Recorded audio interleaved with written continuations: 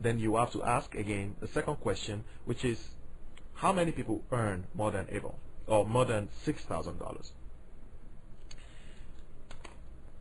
In this kind of situation, what you want to do is to write first is to write a subquery, then return the output of that subquery to a main query. Like you see on the screen right here, if this depicts the subquery, then the subquery will be saying, tell me what Abel's salary is. When Abel's salary is returned in this subquery, you then pass that Abel's salary to this bigger query that's actually asking for what the salaries, for the employees whose salary is greater than what this is returning. Let's take a look at how to write subquery by way of syntax. Subqueries should be written as listed here, where you have a select statement and your select list from the table, where expression operator then the subquery. In other words, you have a full-fledged select statement in here that will first return some kind of records, or a record or a group of records, and that group of record is now compared using this operator to an expression that you specify in your where clause for the larger system. So the subquery is otherwise known as the nested select, a subselect, or inner select. Now, the initial question that the initial scenarios that we were looking at says we want to find out who is getting more salary than Abel, but we do not know how much Abel is getting by way of salary. However, we know his last name. So by this we can go and write a select statement that says select salary from employees where last name equals Abel. Then to the outer side of it, we'll be writing our regular select statement looking for the last name of employees whose salary will be greater than whatever this subquery returns. If you execute this query, it will return all the employees' last name whose salary are greater than 11,000. In other words, this select statement on its own would have returned 11,000, but because it's a part of a bigger select statement, it becomes a subquery and returns the value of 110 to this outer subquery. The guidelines for writing subqueries demands that you put your subqueries in parentheses. You place the parentheses on the right side of the comparison operator or the comparison condition in the where clause. The order by is really not necessary except you're doing a top-end analysis. And you can use single row operators. You have to use single row operators with single row subqueries. In other words, if your subquery is going to return a single row, then you use a single row operator. However, if it's going to return multiple row, then the operator that you're going to use in where clause has to be a multiple row operator. In other words, if you're looking at a query, a subquery that will return a single row, like you have in the store clerk here, the first one, then you want to use a single row operator, single row operator. On the other hand, if your subquery is going to return more than one rows, then you will be using a multiple row operator for the comparison. Let's take a look at what single row operators are. To start with, single row subqueries only return one row, and it has to be guaranteed to return one row. So you have to be careful and make sure that that statement is written to return only one row. The other part of it is that the single row operators need to be comparing the expression to this one row. And these are the list of single row operators: the equal to sign, the greater than sign, the greater than or equal to, the less than or equal to, and the not equal to operators. To start with, let me just establish here that your subquery or your block of query can include more than two subqueries, more than one subquery rather. So you can have as many subqueries as possible. Just like you can have as many conditions to the where clause. In this particular slide, what we're doing is we have three blocks. We're trying to find people whose job ID are like an employee that has a job ID of 141, or employee ID of 141, and we want to find out also the people whose salary are greater than 143 in the same way. So what we will do is to write two subqueries. In other words, we say where job ID equals, the first subquery will be designed to return only the job ID for employee ID 141, and the second subquery will be compared to salary and is designed to return the salary of employee ID 143. In other words, we have a three-block query. The first block is the outer block, which is the main query. Then we have the inner block, the first inner block, and of course the second inner block. You can also use group function in a subquery. As a matter of fact, if you use the group function without the having clause, then you're guaranteed that your subquery is only going to return one record, just like we talked about in with using group functions. As long as you don't have a having clause, then this is definitely going to return only one value. Remember that you need to make sure that if you're using an equal sign or greater than or less than, then you want to make sure that your subquery returns only one record. In addition to using the subquery in the where clause, you can also use the subquery in the having clause. In this example, we're trying to find out information about departments or employees. We're trying to find information actually about the group of departments whose minimum salary is greater than the minimum salary of a particular department ID. Remember that when we're using the group, the group functions, we cannot put the group function minimum salary in a where clause. So we have to use the having clause. In this case, what we're doing is instead of specifying 2500 here, we actually writing a subquery. Writing a subquery that's going to return a value here for the having clause. Now, what Oracle Server does is to execute the subquery first, return the value to the larger query, and that value is returned in this case to the having clause. So the statement now becomes select from employee ID, group by department ID, having minimum salary greater than 2500.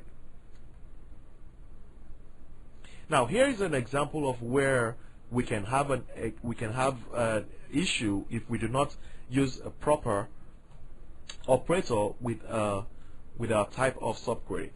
This type of subquery, for instance, has the tendency of returning more than one row. Of course, it will return more than one row because when we group by department ID, we know that our department ID in the table, we have more than one department ID in the table. So this is definitely going to return a bunch of records. Now, remember, the equal sign is a single row operator. It cannot operate on multiple row. However, our subquery is returning multiple row. There's going to be an error. An error is going to be returned when you execute this, and that error is called ORA 01427. It's a single row subquery. It says single row subquery returns more than one row. So the culprit here, or the error here, is because we're using the equal sign, which is actually a single row operator, to deal with a multiple row return from a subquery.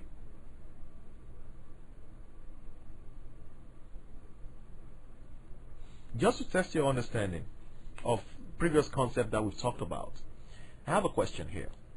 Do you think, look closely at this statement, and do you think it's going to return any rows at all?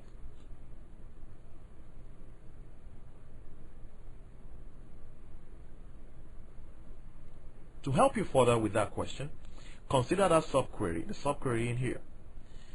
It says to select job ID from employees where last name equals HAAS, H capitalized. Well, I can tell you right away that the subquery is going to return null. Why? Because there's no such person whose last name is spelled like this in the database. So what happens is we eventually send in a null value to an equal sign. And remember, we talked about this in the earlier chapters, that every time your query returns a null value to an equality sign, or you try to use an equality sign, or most other operators with the null values, you will always return a null value. So what is your guess? You think it's going to return any row or not? Of course not. It's not going to return any values at all. So no rows selected is what you're going to get. And again, the reason is because there's no employee whose last name is HAAS, spelled like this, or written by like this. And so the subquery is going to return a null value. And any time a null value is evaluated in a where clause, you will always get a null return. There's no value, there's no rows selected for that particular statement. Multiple row subqueries, on the other hand, return more than one row. Like you've seen in the example with using the grouping, a subquery can always return more than one row. For instance, if you have a table and you're doing a select statement against that table, and you're going by a column, for instance, that is not the primary key of that table, it is possible that your select statement is going to return more than one row, like we've seen before.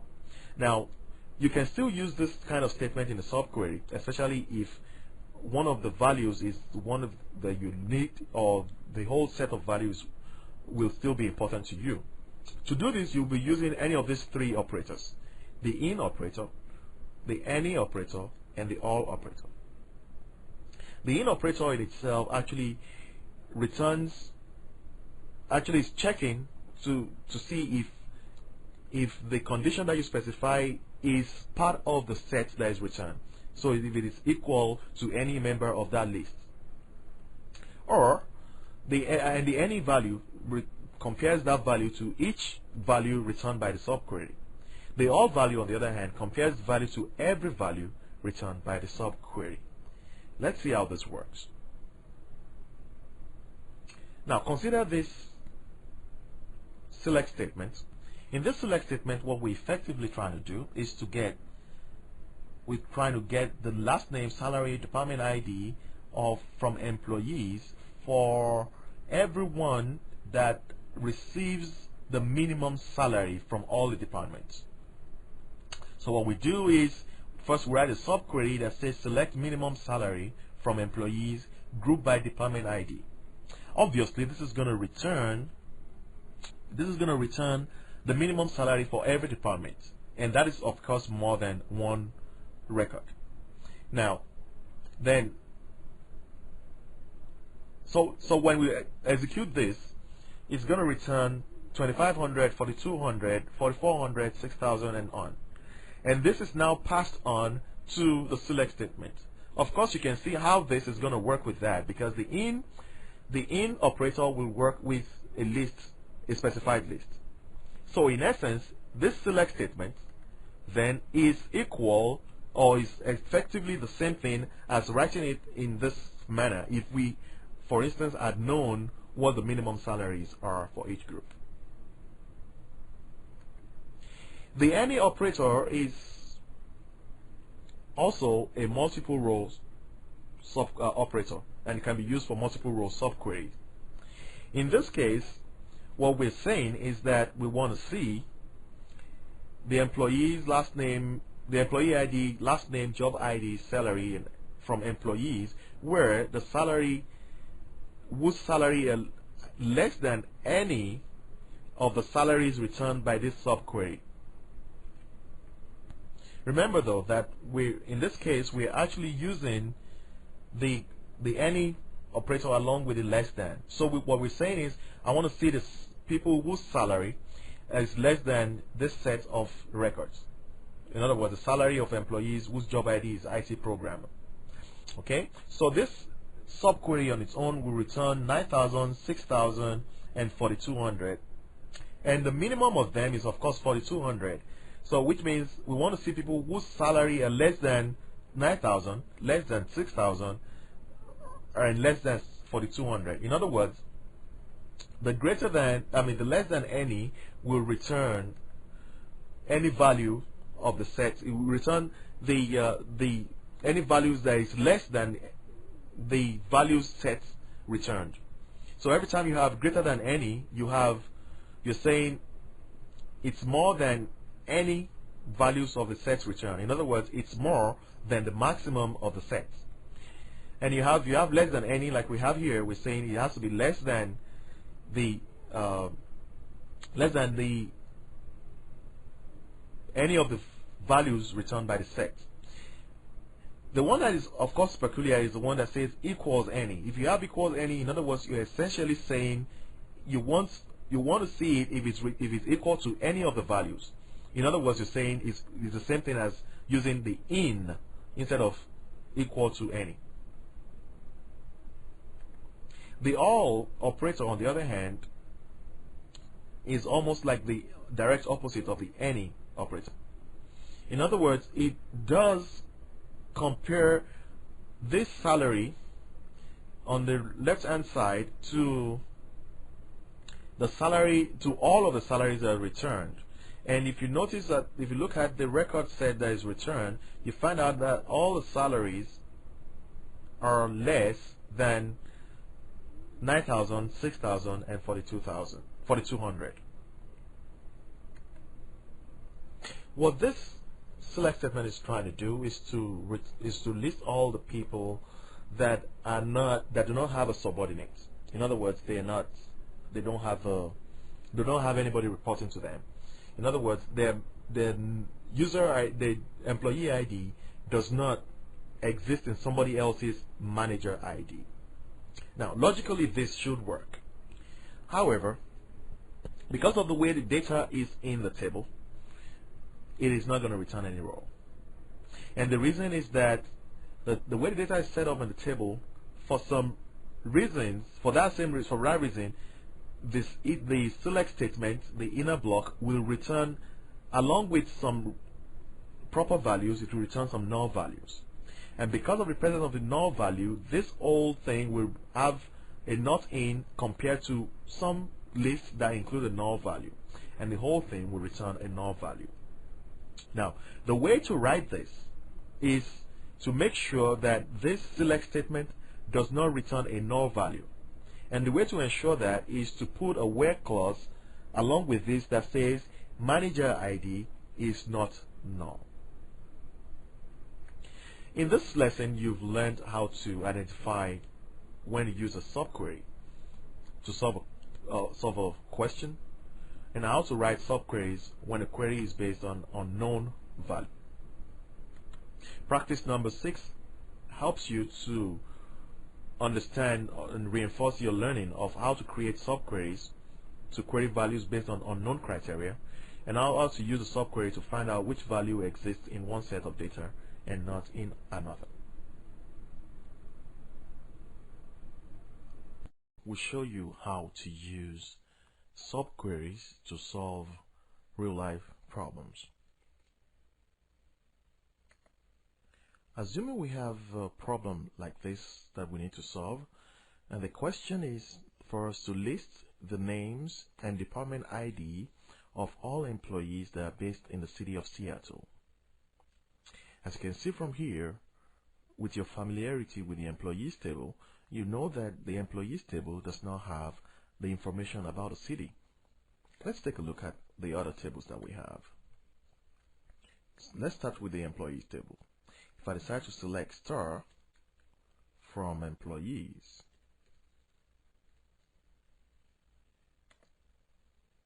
you find out that this table does not have any information about the city of each employee. However, if let's go ahead and describe the employees table, the departments table,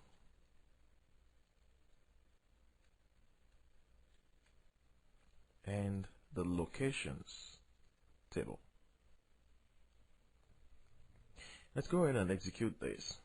By the way, you can always write as many select statements as you want in this area. Only that if it's a select statement, you have to use to terminate each line or each sentence, each complete statement with a semicolon.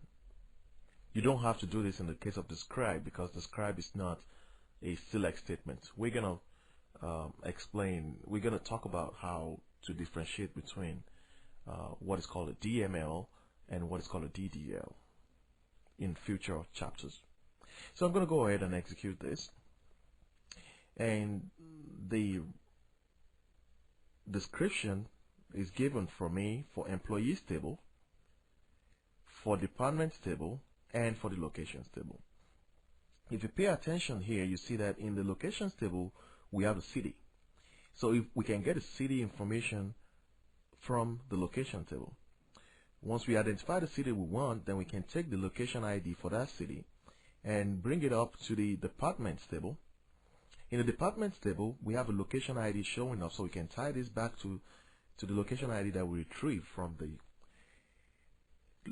the locations table, get the department ID for the locations that we're interested in, and bring it back to the employees table that has both the department ID and the first name and last name that we're interested in.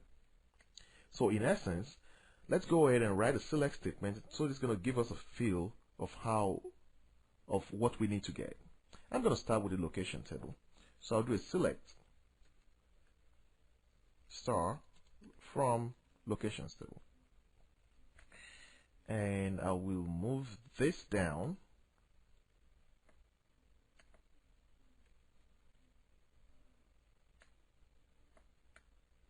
And this too. So I'm going to do select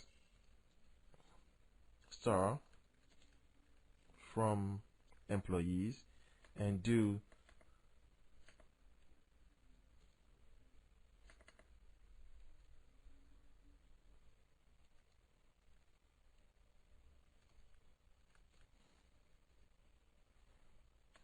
when I execute this, you can physically see what I'm talking about. Here, we are looking for people who live in Seattle, whose location are in Seattle. And here is one person, there's one location there's one location ID, that's the location ID for Seattle. So once we get this, we can come back with the location ID into the departments table, into the, I placed it wrong. We'll bring it down to the departments table, which has a location ID 1700, a couple of them. Then we can get all these departments IDs and bring it back to the employees table. So what we need to do is to join three queries. The three queries will look somewhat like this. The first part is we're going to do a select.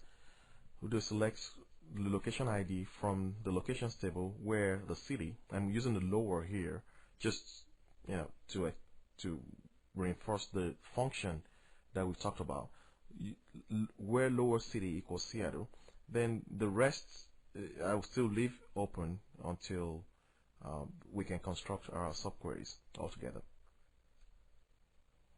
Alright, so I'm going to go ahead and execute this, and it gives me the location ID for the first query. And after that, so I can bring this in here to this table. So I can join this two table, and this will be the subquery for this other table. So what we're looking for will look somewhat like this. In essence, what we're trying to get from the departments table is just the department ID. So I'm just going to copy this and bring it here. And I'll say select department ID from departments, just for easy readability, I'm going to bring this up here, from departments, where department ID in whatever this query returns. So for just for the ease of reading, I'm going to bring this in a little, just kind of indent it this way. Okay, now remember your subquery has to be completely enclosed in parentheses. So I'm going to do just that. Oh, I'm sorry, this actually should be location ID. So where location ID in the departments table equals to the location ID that is returned from the locations table where the city is Seattle. So this is a subquery to this bigger query. Let's execute that. And now we have all the list of the department's ID. So our job is almost done. All we have to do is to relate this as a subquery to this bigger query. Just get the last name, the first name, last name, and the department ID. So I'm gonna just bring this up. I'm gonna just do this. Okay, so I'm gonna just move this up, then rewrite it a little. So I'm gonna select, instead of selecting star, select last name,